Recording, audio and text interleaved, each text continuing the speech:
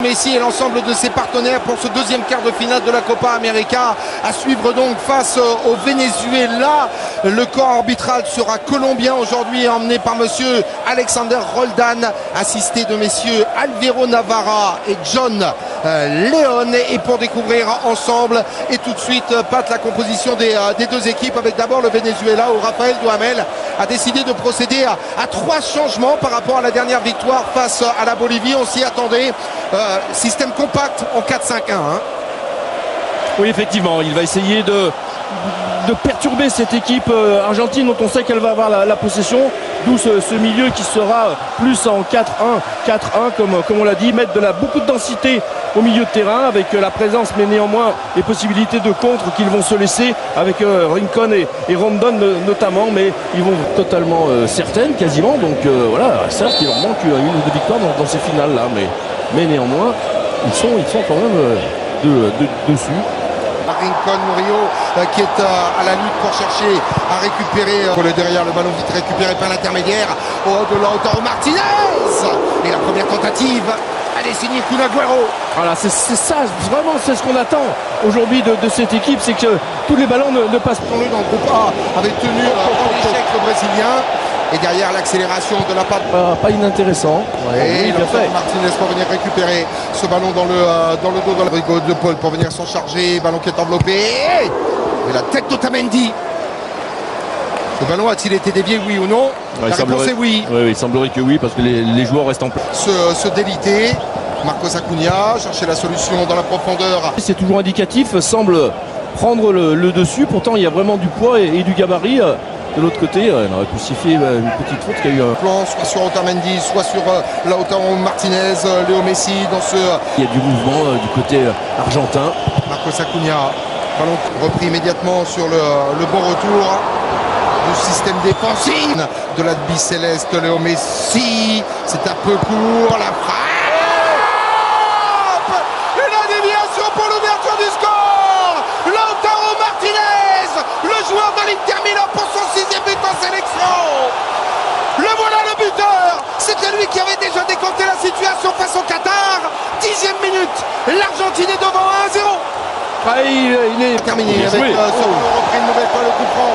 L'avantage laissé en faveur des Gauchos. Centre, Diné a proposé des solutions au moment où l'Argentine repart une nouvelle fois. Le ballon récupéré avec Léo Messi. Ballon qui est bien récupéré par l'intermédiaire de John Mourinho. Là il y a un coup à jouer avec cette récupération. Et ce sont les Argentins qui se... Oh là là, Agüero il est facile là depuis le début du match. Sur le côté droit entre John Murillo et Ronald Hernandez. On est reparti de l'autre côté avec le centre. Franco Armani pour venir s'imposer face à Rondon. Tentative, c'est pas terminé. Pied levé. Et José Rondon, sanctionné par l'arbitre, monsieur Roldan, pour ce contact un peu trop sévère dans la surface de réparation de Franco Armani, qui a sur le côté droit Ronald Hernandez. On place dans la boîte pour essayer de faire la différence. Le gros du responsable à ce niveau-là de compétition. Sauf qu'après, faut faire attention. De Farines, Kun Agüero, ballon récupéré avec Léo Messi aux abords de la surface de réparation. Marcos Acuna facilement. Léo Messi, ballon directement sur la tête de Junior Moreno. C'est récupéré avec Alejandro Paredes. Le deuxième pour les Vénézuéliens, on remet dans la boîte sans problème. Avec Rosales, la tentative d'accélération de Darwin Machis, c'est bien fait de la part du numéro 7 qui vient au contact. Et déjà les regards appuyés avec Darwin Machis, le joueur de Cadiz en Espagne, auteur d'un doublé lors de la victoire 3-1. Et ça c'est bien fait. La conservation.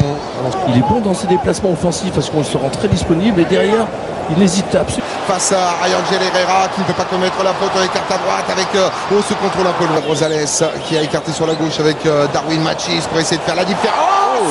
Des Vénézuéliens qui vont souffrir jusque derrière avec Marcos Acuna. Ça c'est dans les pieds de John Mourinho. Rosales une nouvelle fois pour un centre, chercher la solution avec Rondon. Il cette tentative, Rondon, déviation, ça s'est bien fait avec Angel Herrera. Pas suffisamment. Un petit peu. Mais ça parle en termes de chiffres. On était à plus de 75% de possession. Ouais, se mettre en place dans la zone de Franco Armani avec la boîte Acuna. Là il y a un coup à jouer. 3 contre 3 sur l'offensive avec le ballon récupéré. Kun Agüero parfaitement repris. Rodrigo de Paul une nouvelle fois, le joueur de l'Udinese, pour venir tenter ce centre. Il n'y a personne à la récupérer. Intéressant Et par la suite, cette formation argentine qui laisse venir et qui prend quatrième coup franc aux abords de la surface de réparation de Farines. Deuxième poteau, il y a du monde. Il a utilisé cette défense argentine. Le ballon qui part bien chez le Salor. Et pour la première fois, le mètre 98 du numéro 4 vénézuélien qui parle, même si ce n'est pas cadré sur la cage de Franco Armani. Voilà ce que l'on peut considérer à la 40e minute, Patrice, comme la première vraie occasion. La route est encore longue. Léo Messi pour venir remettre dans le paquet, trouver la tête peut-être de très très loin de ce qu'il est en train d'attendre de la part de ses joueurs. Raphaël Duhamel, l'emblématique sélectionneur de cette formation vénézuélienne qui est justement juste après la victoire à Madrid face à l'Argentine avait créé un véritable coup de tonnerre dans la mesure où il avait annoncé 10 kicks extrêmement complexes au Venezuela avec suite à la présidentielle 2 présidents. Rouge, Léo Messi, ballon qui est déjà sur les 4 minutes de temps additionnel. Léo Messi, Messi toujours, ballon qui est piqué. Il s'appuie sur son intelligence de la part de Léo Messi, centre d'Acuna. Et quel retour de la part de Robert Rosales, déterminant, le numéro 16 vénézuélien. Ah, super combinaison là du côté argentin avec Acuna et Messi, et derrière le centre est très bon.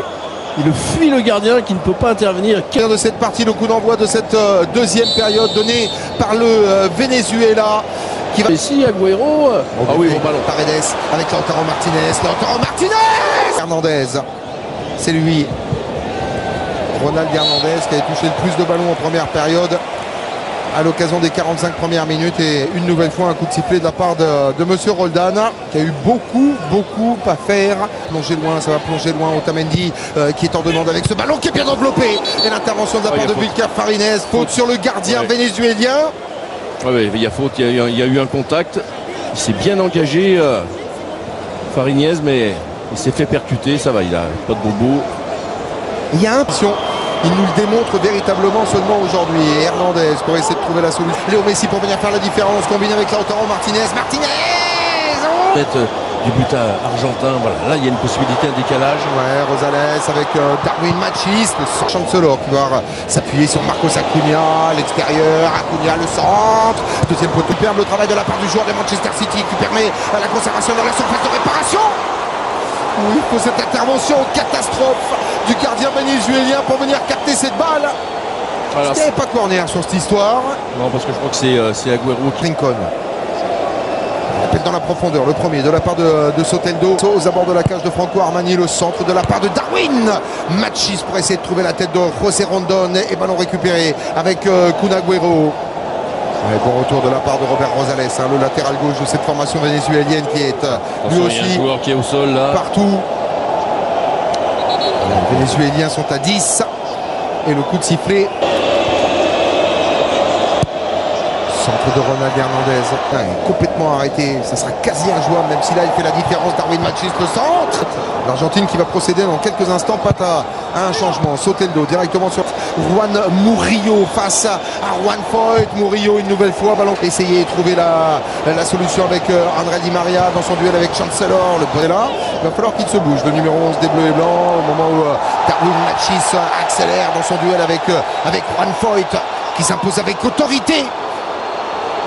C'est pas la première fois où on pense qu'il est pris par l'accélération, et il arrive d'être dans un faux rythme, les Argentins, parce qu'il y a réaction des Vénézuéliens aussi bien. Face à Lo Celso, Jefferson Soteldo pour venir faire pareil son coup de rein, le sang. Il y a plus ça de tire, temps, ça tire aussi dans les jambes.